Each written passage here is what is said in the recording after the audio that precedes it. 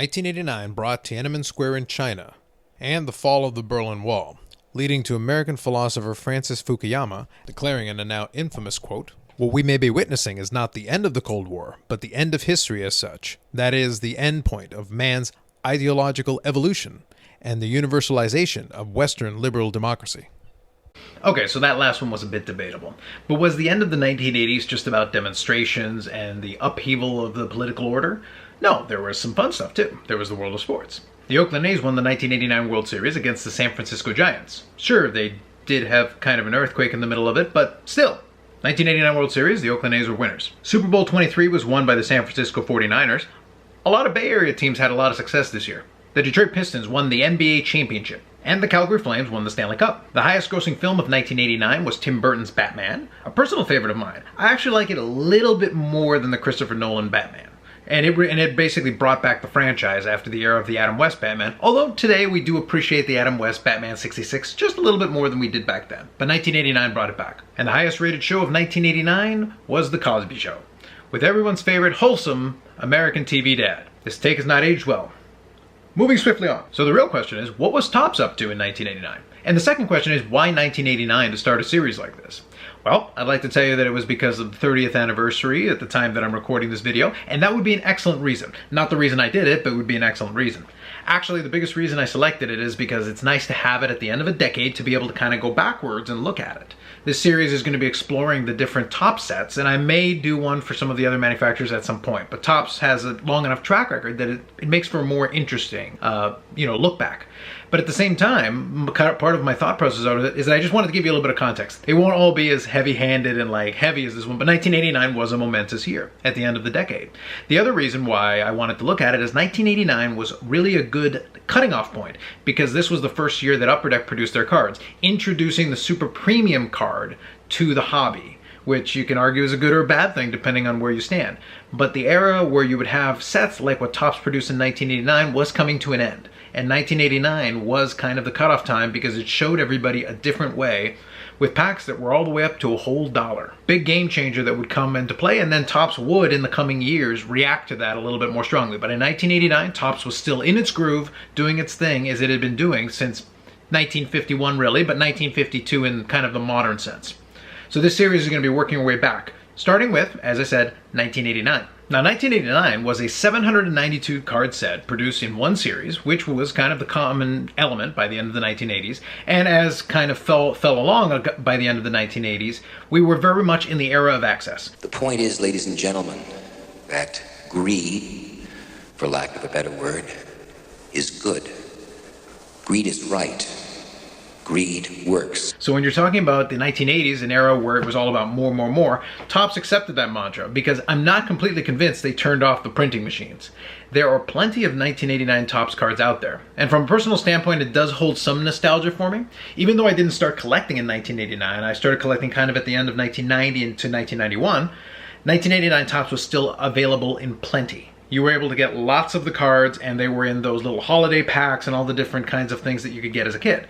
And if you wanted packs of 1989 Topps, they were still available in a lot of card shops that I frequented, even though it had been a couple of years older.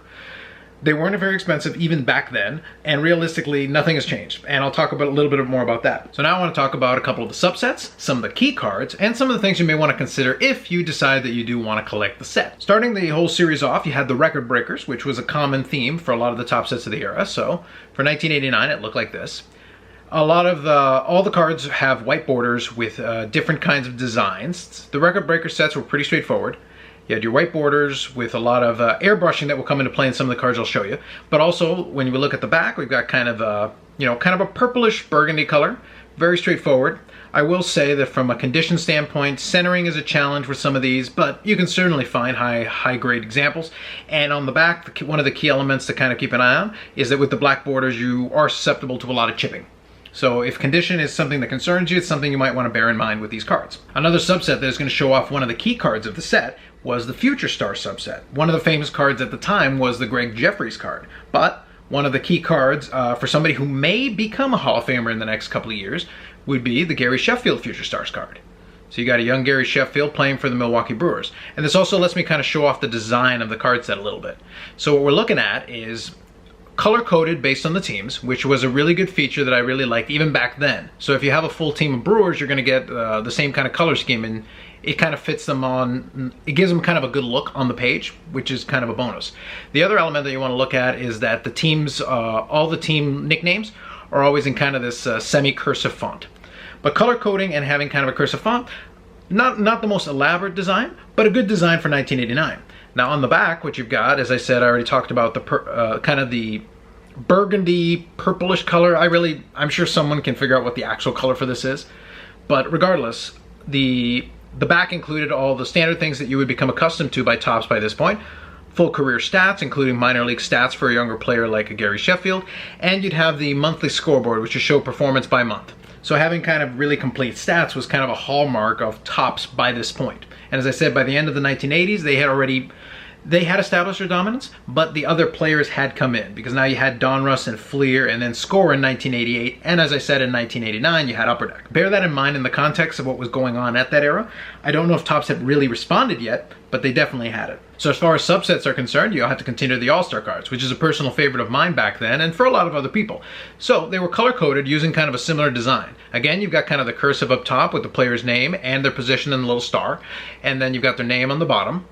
And you got your National League, and then obviously the National League was in blue. So there's Kirk Gibson of the Dodgers. The back follows kind of a similar theme, and it does show a certain statistic for the leaders for the league, as well as picking a specific statistical category and then putting in bold the player that it's showing off. So that's Kirk Gibson from 1989 for the National League, and then for the American League we'll use Roger Clemens. Same kind of design, almost virtually identical. The only difference is we've got red for the American League, and again we'll look at, in this case, AL leaders, and that's for your earned run average. Again, highlighting where Clemens falls in that particular year with a little blurb about Clemens for that season. Now let's talk about team leader cards. So the team leader cards were really simple. Again, we keep with the color coding, so if you had any Yankees, they would all follow a similar kind of pattern. The airbrushing was always a little weird for me, because obviously I don't know why they went with a kind of a curve thing here, but it was kind of odd airbrushing, but you would have an action shot. And then on the back you would see all the team leaders for all the different categories for the specific team. So if you were a fan of the teams, it was kind of a cool way. You'd get all the players in it, and then you'd have the team card to kind of show off as a whole. So now let me show you a couple of more of the key cards that you may be aware of in 1989 Topps. One of them, most certainly, we're going to do a little procession of Hall of Famers now. You have the Craig Biggio rookie card. Kind of a straightforward card. As you can see, mine isn't really superbly centered. I got mine from a hand-collated set many years ago.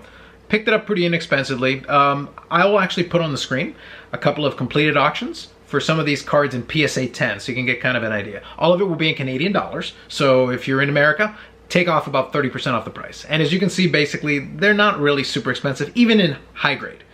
But as I said, just bear in mind that if you do pick up, and I'll talk about collecting this set if you want to at the very end, just bear in mind that you can pretty much get a high grade set fairly inexpensively, but just be aware that getting PSA 10s, while these cards are plentiful, you can definitely find them, they shouldn't be rare in any way. There were some condition issues right out of the box. As I said, centering is a bit of an issue, and then the black borders are going to be susceptible to chipping, as I mentioned earlier. Next up, we got John Smoltz. So again, you got another rookie card. So you can see kind of in the late 80s, you had a lot of great Hall of Fame caliber players, and this is a great way of picking up really inexpensive rookie cards for some of these guys, because cartridges produce in such large numbers that you're not going to have to really spend a lot of money. This next one, which is kind of a subset but kind of not, was the Robin Ventura rookie card. So this is an example that I'm going to use for that. And this is the rookie card, but it's a #1 draft pick. And he was already designated for the White Sox at this point. We're keeping with the color scheme, even though he's in his college uniform. I believe, yes, University of Oklahoma. Or Oklahoma State, actually. Yes, Oklahoma State. The last key card I want to showcase for you is, again, another Hall of Fame pitcher. So this one we've got Randy Johnson here, but at this time he was still playing for the Montreal Expos. So it's kind of a cool throwback. This is before he was traded to the Seattle Mariners. This is early on in his career when he had tons of potential, and the Expos did a great job drafting him, but they weren't able to harness his control, which is something he picked up in Seattle to devastating effect. Obviously in the Hall of Fame, 4,000 strikeouts, 300 wins, A Hall of Famer by every measure. So lastly, as far as key cards, I'm not going to call it really key cards, but I'll use it as an example of there were some error cards in it that are worth a little bit more if you can get your hands on them. I'm going to use an example. This is not the error card, but I'll use it as an example of what, to kind of point you in the right direction of what the error card would look like. And you can certainly look up, there were a few errors. I don't know if they were all exactly the same as this one. But if you had card number 605, Bob Welch, all the Bob Welches would look the same. They'd be pretty normal. Not exactly an uncommon card, even though Bob Welch did have a great year, I believe in 1991. I think he won 27 games. I'll put it on the screen if that's right. But the interesting thing about it, and this one is a normal version of the card, but I'll direct your attention to this little black bar here in the middle where you talk about complete career statistics. On the error version of it, this is all in black. So if you happen to have that on the back, it's card number 605. If you happen to have a version of Bob Welch where this white text is not available there in that black band, then you've got the error version of it. To the most recent Beckett I had that talked about 80s cards, I think it showed it as $10.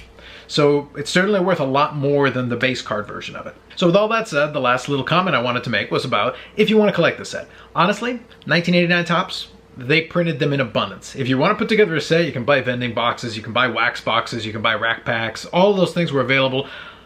If I were you, I really wouldn't expend too much money on it. It was right in the glut of the overproduced part of the 1980s. They were coming out of the woodwork, and there's plenty of them out there. I'm sure you can get a nice hand-collated or even a factory set very inexpensively. That would be my suggestion to you. But if you want to relive some nostalgia, which I can't blame you, a lot of these 80s cards do bring some nostalgia for me as well. If you want to go, you can definitely get a wax box fairly inexpensively. There still should be lots of them out there. As we go further back through the 1980s, this will become less so as the production numbers start to drop off, but 1989 was well into the super high production era. So definitely not a super collectible one, unless you get a Hall of Fame rookie in really high condition, and even then it's relative to other Hall of Fame rookies, it's not super expensive because this set, while having certain challenges for condition, is not the most condition sensitive of sets that we'll talk about. So that concludes my first leg of the 1980s, starting with 1989 Topps. Wanted to give you a little background and context of what was happening in 1989, just for background, just for a little flavor. I'm open to any comments you might have. I kind of want to work on this series as I go along. I'm going to slowly work my way back through the 80s. I may not do 1 year per episode. A lot of it will depend on how long the episodes are. I really don't want to make the episode too long for you and kind of cram them together. Maybe you only care about certain specific years, so I might give you that option of just having 1 year per episode. But that means I'm going to have quite a number of episodes going all the way back to the beginning of Topps in 1951. If you enjoyed this video or would like to see something similar, please leave a comment. I'd happily take any suggestions of things that you might want to see to make it better. And at the same time, give a like, because it kind of tells me that you're interested in seeing these, and maybe after I'm done Topps, I can do a similar thing with Bowman or another manufacturer. So just the same, if you made it to the end of the video, thanks very much for watching, and we'll see you on the next episode.